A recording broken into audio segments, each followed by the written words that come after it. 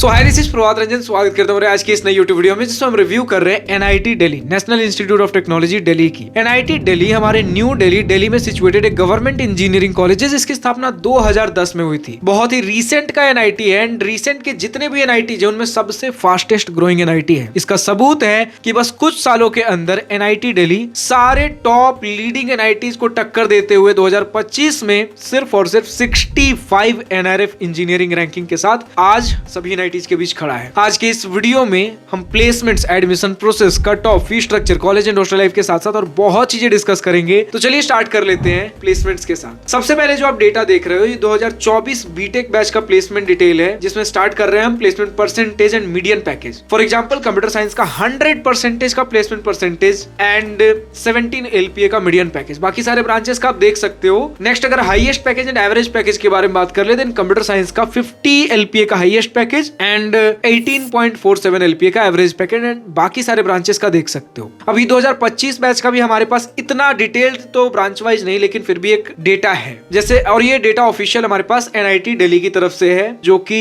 Average CTC सारे branches का मिलाकर 16.81 एलपीए रहा, मैक्सिमम 58.5 एलपीए, टोटल 417 ऑफर्स हमें देखने को मिले। यानी कि ऑफर्स क्या होते हैं कि एक स्टूडेंट को अगर एक ऑफर मिला, दूसरे स्टूडेंट को मान लेते 2 ऑफर मिला, 2 कंपनी से ऑफर है, एक्सेप्ट किसी एक को ही होगा, कोई एक ही होगा, बट 2 कंपनी से ऑफर है। ये इन टोटल 2 स्टूडेंट को मिलाकर 3 ऑफर्स हुए। इस तरीके से सारे स्टूडेंट्स को मिलाकर 2025 बैच में बीटेक के अंदर 417 ऑफर्स हमें देखने को मिले। नेक्स्ट, एंड ये 417 आपके सारे ब्रांचेस का मिलाकर है, क्योंकि उसके नीचे जो आप डेटा देखोगे ये बीटेक एंड एमटेक का अलग अलग डेटा है आपका प्लेसमेंट परसेंटेज के हिसाब से। तो यानी कि बाकी जहां पर कुछ ऐसे सेग्रीगेट नहीं किया गया है, ये आपका बीटेक एंड एमटेक दोनों मिलाकर है। ये जो 2025 का हम डेटा देख रहे हैं, तो जैसे डिपार्टमेंट वाइज अगर प्लेसमेंट परसेंटेज दिया गया है, सीएससी में 100%, इलेक्ट्रिकल में 85.7, इलेक्ट्रॉनिक्स में 68.2% बीटेक का, और बाकी एमटेक का आप नीचे देख सकते हो। प्लेसमेंट परसेंटेज अगर आपको देखना हो भैया, देन सबसे ज्यादा स्टूडेंट्स को 8 से 15 एलपीए के बीच में लगा था। 35.4% स्टूडेंट्स का मैक्सिमम इसी रेंज में रहा, 8 से 15 एलपीए का। बाकी सारा आप देख सकते हो हमारे पास ब्रेकअप किया गया है। 230 से ज्यादा कंपनीज ने विजिट किया था सिर्फ कुछ ब्रांचेस के लिए, अगर आप ध्यान से देखो तो। फाइनली अब अगर हम बढ़े आगे भैया एडमिशन प्रोसेस, तो हर एक एनआईटी की तरह सबसे पहले आप जेईई मेन का एग्जाम दोगे। जेईई मेन के एग्जाम में जो भी रैंक बनेगा उसके बेसिस पर जोसा सीसैप काउंसलिंग के through colleges and branches allot होंगे। एलिजिबिलिटी क्राइटेरिया के तौर पे क्लास 12 में मिनिमम 75% होने चाहिए, या फिर रेस्पेक्टिव क्लास 12 बोर्ड में आप टॉप 20 परसेंटाइल में होने चाहिए। बात कर ले कट ऑफ की, देन आपके सामने जोसा 2025 round 6 general student, gender neutral category, other state candidates के कट ऑफ का स्क्रीनशॉट लगा हुआ है, जिसमें किसी भी ब्रांच के जस्ट इमीडिएट में ओपनिंग रैंक एंड उसके बगल में क्लोजिंग रैंक है। याद दिला दूं, ये उन सभी स्टूडेंट्स का कट ऑफ है जिनके पास किसी भी प्रकार का रिजर्वेशन नहीं है। General student, gender neutral category and other state candidates. For example computer science engineering close हुआ था 7651 रैंक पर, एंड बाकी सारे ब्रांचेस का आप देख सकते हो। अब अगर आपको हर ईयर, हर राउंड, हर कैटेगरी कट ऑफ चाहिए, देन आप कॉलेज प्रवेश की वेबसाइट पर विजिट कर सकते हो, एंड रैंक्स इससे भी आगे जाते हैं। सीसैप, अगर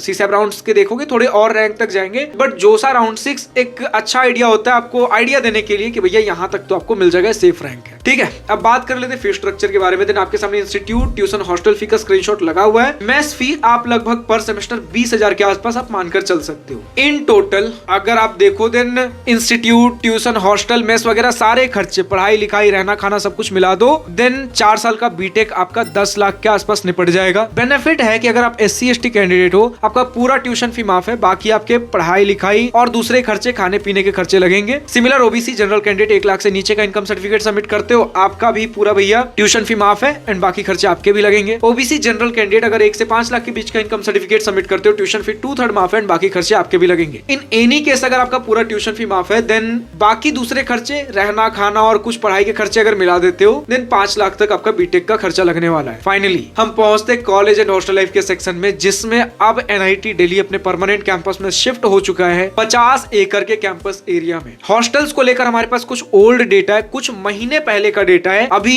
क्योंकि हॉस्टल्स एनआईटी दिल्ली ऐसा है कि पहले कुछ दूसरे कैंपस से ऑपरेट करते हैं, अभी इनका परमानेंट कैंपस से ऑपरेशन चालू है, जिसके अंदर बहुत से कंस्ट्रक्शंस और इंफ्रास्ट्रक्चर भी बन रहा है, हॉस्टल्स नए बन रहे हैं। तो हो सकता है अभी जब आप इस वीडियो को देख रहे हो, या फिर कुछ महीने बाद जब इस वीडियो को देखोगे, हॉस्टल्स के नए डेटा आ चुके होंगे।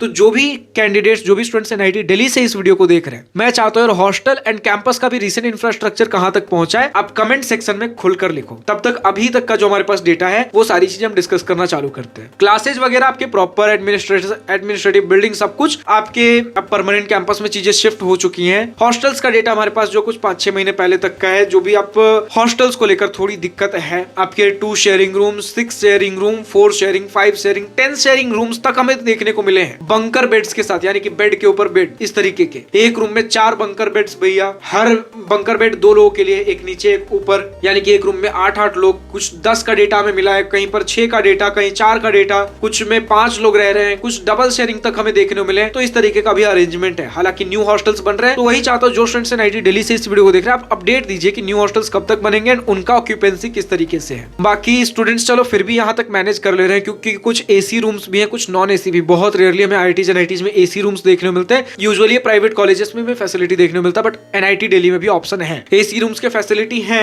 बट सबसे दिक्कत जो है स्टूडेंट्स को वो खाने में है, क्योंकि भैया एक तो नॉनवेज बहुत रेयरली मिलेगा एंड वेजिटेरियन के लिए भी बहुत कुछ खास ऑप्शंस, मतलब मेस के क्वालिटी से स्टूडेंट्स थोड़े नाराज नजर आए हैं। चलो हॉस्टल्स का थोड़ा बहुत अगर हम एडजस्ट कर भी ले फिर भी। बाकी अगर परमानेंट कैंपस जो 50 एकड़ का कैंपस है वो बहुत खूबसूरत है। प्रॉपर शेड्स बने हुए हैं, यहाँ तक कि अब समझो कबड्डी तक के शेड्स वगैरह बने हुए हैं। गर्ल्स का अलग, बॉयज का अलग शेड एरिया में आप प्रॉपर कबड्डी प्रैक्टिस कर रहे होंगे। वॉलीबॉल कोर्ट अलग, बैडमिंटन कोर्ट अलग, फुटबॉल का ग्राउंड आपको मानना हो एक प्रॉपर स्पोर्ट्स ग्राउंड है जिसके चारों तरफ रेसिंग ट्रैक आपको देखने को मिल जाएगा। तो स्पोर्ट्स को लेकर बहुत खासा ध्यान दिया गया है। बिल्डिंग्स आपके बहुत नए, मतलब शानदार, आपको प्रॉपर एक समझ रहे हो कि मॉडर्न इंफ्रास्ट्रक्चर के साथ आपको परमानेंट कैंपस देखने को मिल रहा है। ऑलमोस्ट चीजें परमानेंट कैंपस में शिफ्ट हो चुकी है। सिर्फ जो हॉस्टल्स का डेटा है वो कुछ महीने पहले का है, जहां लोग कुछ अपने टेम्पररी वाले, जो इनका पिछला कैंपस था उनके हॉस्टल से लोग ऑपरेट कर रहे थे, बट इनका नया कैंपस के अंदर भी हॉस्टल्स ऑलमोस्ट तेजी से बन रहे हैं। कब तक उसमें शिफ्ट होंगे या फिर शिफ्ट होना चालू हो चुके हैं, जो भी स्टूडेंट इस वीडियो को देख रहे हैं एनआईटी दिल्ली से, अभी तक का जो भी अपडेट है आप कमेंट सेक्शन में, मैं रिक्वेस्ट कर रहा हूं बिल्कुल लिखिए। इससे आपके आने वाले जूनियर्स को बहुत हेल्प मिलती है। एंड जो भी स्टूडेंट्स को लग रहा है भैया एनआईटी दिल्ली है तो दिल्ली प्रॉपर रीजन में होगा, नहीं, थोड़ा सा दूरी है। न्यू दिल्ली से कह सकते हो कॉर्नर एरिया में लोकेटेड है। आईआईटी दिल्ली से ऑलमोस्ट 45 किलोमीटर, 40-50 किलोमीटर की दूरी पे है। एनआईटी दिल्ली का जितना भी सराउंडिंग एरिया है वो आपका थोड़ा इंडस्ट्रियल एरिया ज्यादा है। हॉस्टल्स का अगर in time and out time बता दूं, जो भी इन टाइम समझ लेते हैं भैया कितने बजे से पहले हमें कैंपस के अंदर 7:30 बजे से पहले आपको लौट जाना है, ठीक है। एंड हॉस्टल्स के अंदर रात के 10 बजे से पहले, रात के 10 बजे के बाद आप हॉस्टल से बाहर नहीं निकल सकते। गर्ल्स एंड बॉयज दोनों के लिए रूल्स हैं। बाकी क्योंकि अब ये भैया ये जो रूल्स हैं ये गर्ल्स हॉस्टल के लिए एंड बॉयज हॉस्टल के लिए, ये तो मुझे कंफर्म है कि दोनों के लिए है। लेकिन भैया ये जो हमारे टेम्पररी हॉस्टल्स थे, पुराने जगह से ऑपरेट कर रहे थे, वहां से है, या फिर भैया हमारे पास जो न्यू कैंपस बना है परमानेंट कैंपस, उनके अंदर कुछ हॉस्टल्स अवेलेबल है कि नहीं है वो आप बता दीजिए। कुछ खुले हैं या नहीं खुले हैं अभी, एंड अगर खुले हैं तो क्या ये रूल्स उनके लिए भी हैं वो हमें बता दीजिए। हालांकि अगर बात कर ले जो भी स्टूडेंट्स अपने टेम्पररी हॉस्टल से ऑपरेट कर रहे हैं, कैंपस से 5 किलोमीटर की दूरी बताई गई, जिसके लिए शटल सर्विस आपको बस सर्विस देखने को मिल जाता है कैंपस की तरफ से। बाकी कैंपस आपका खूबसूरत है, जो भी परमानेंट कैंपस है बहुत शानदार आपको देखने को मिलने वाला है। छोटा कैंपस है 50 एकड़ का, लेकिन बहुत वेल मेंटेन। हाँ, कुछ दिक्कत है कि आपका कंस्ट्रक्शन तेजी से चल रहा है, तो हर दूसरे जगह आपको कुछ ना कुछ कंस्ट्रक्शन होता हुआ दिखेगा। कंस्ट्रक्शन का शोर आ सकता है, वरना कैंपस बहुत खूबसूरत है। आप अगर बात कर लो क्लब्स एंड सोसाइटीज बहुत एक्टिव तौर पे आपको देखने को मिलेंगे, तो इस ओवरऑल कैंपस आपको बहुत बढ़िया देखने को मिलने वाला है। स्टूडेंट्स को कहीं कोई तकलीफ नहीं है। सिर्फ 2 चीजों में तकलीफ है भैया, हॉस्टल का इन टाइम, कि कैंपस के अंदर 7:30 बजे तक वापस लौट आना है। एंड मुझे कंफ्यूजन यही है कि अगर कैंपस से बाहर हॉस्टल है तो फिर ये कैंपस का इन टाइम का मतलब क्या है कि 7:30 बजे के बाद आप कैंपस से बाहर नहीं जा सकते। मतलब 7:30 बजे के बाद आपको कैंपस के अंदर रहना है, एंड फिर उस कैंपस के अंदर आप हॉस्टल से 10 बजे से बाहर नहीं जा सकते। कैंपस के अंदर 7:30 बजे के बाद आ गए, फिर कैंपस के अंदर हॉस्टल होगा तो उसके अंदर 10 बजे से पहले हमें लौट जाना है। तो ये बस मेरा कंफ्यूजन दूर कर दीजिए। देखो जितना भी मैंने डिटेल दिया मैं बताते हुए चल रहा हूँ कि कौन सी चीजें मुझे श्योरिटी है, कौन सी चीजें नहीं है। तो बाकी स्टूडेंट्स एनआईटी दिल्ली से देख रहे हैं, आप बताइए कि एक्चुअली कुछ हॉस्टल्स परमानेंट कैंपस के अंदर बने हैं कि नहीं बने हैं। शायद कुछ बने हैं जितना मुझे पता है, एंड कुछ हॉस्टल्स अभी भी कैंपस के बाहर है। कैंपस के बाहर वाले हॉस्टल्स 5 किलोमीटर की दूरी पे हैं, उसके लिए बस फैसिलिटी अवेलेबल है। और जहां भी रह रहे हो इन टाइम आउट टाइम जो भी है वो मैंने बता दिया, रेस्ट्रिक्शन टाइमिंग्स आपके। बाकी आपके परमानेंट कैंपस से अगर हम कनेक्टिविटी के बारे में बात कर लें, देन आपका nearest railway station new Delhi railway station है 27 किलोमीटर की दूरी पे, डिस्टेंस बहुत ज्यादा है। Next Anand Vihar terminal railway station 37 kilometre दूर, Hazrat Nizamuddin railway station 39 kilometre की दूरी पे, एंड नियरेस्ट एयरपोर्ट है 42.5 किलोमीटर की दूरी पे, इंदिरा गांधी इंटरनेशनल एयरपोर्ट दिल्ली। बाकी आज के इस वीडियो में इतना ही। जो भी स्टूडेंट एनआईटी दिल्ली से इस वीडियो देख रहे हैं, देखो दिक्कत होती है जब भी